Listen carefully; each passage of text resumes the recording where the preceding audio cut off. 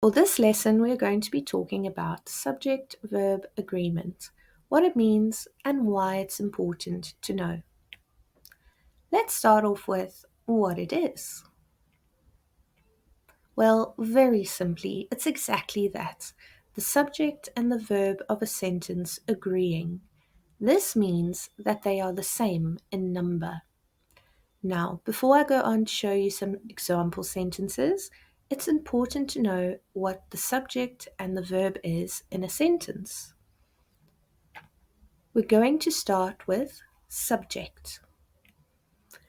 Our subject in a sentence is the person, place, or thing that is performing the action. Think of the subject as who.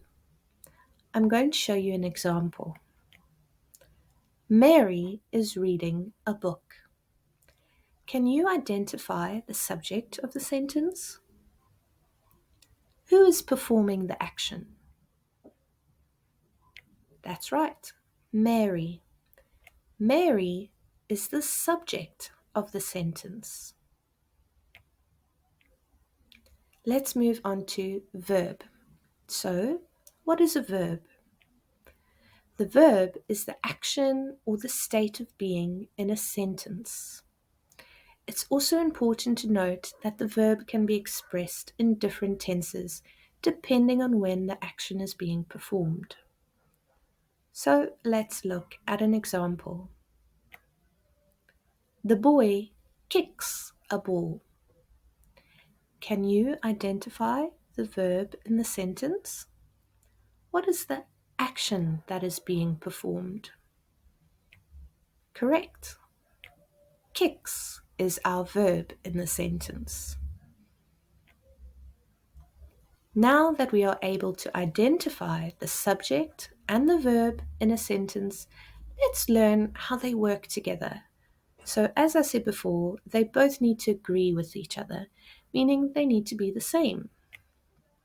So, to put it simply, if our subject is singular, then that means our verb also needs to be singular. It's the same as if the subject is plural. Then our verb also needs to be in the plural form. Seems easy enough, right? So, let's look at some examples. She walks to school. Can you find the subject? That's it. She. She is our subject, and she is singular. So this means that our verb also needs to be singular. So that brings us to our verb, walks. Walks is also singular, so it agrees with our subject. But wait, I know what you must be thinking. Why does the verb end in S if it's singular? Now, I know this is where it gets confusing because you see S and automatically it makes you think plural. However, English, as I'm sure you know, likes to play tricks on us, so to say. So, something to keep in mind or remember is that third person singular verbs usually end with an S.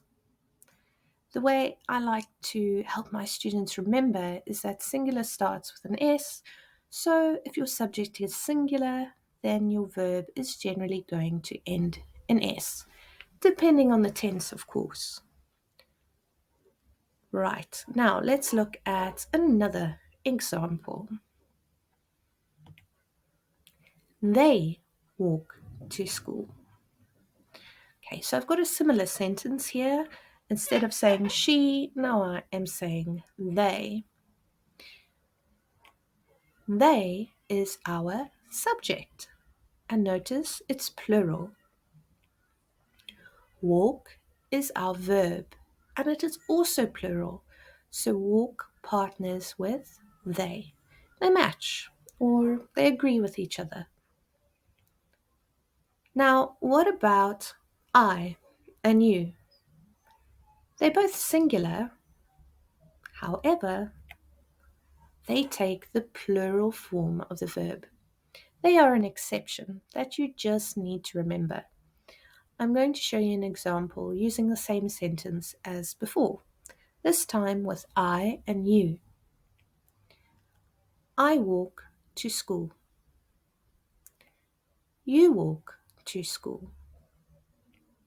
So, although I and you are singular, they take the plural form of the verb. This is an exception that you need to keep in mind.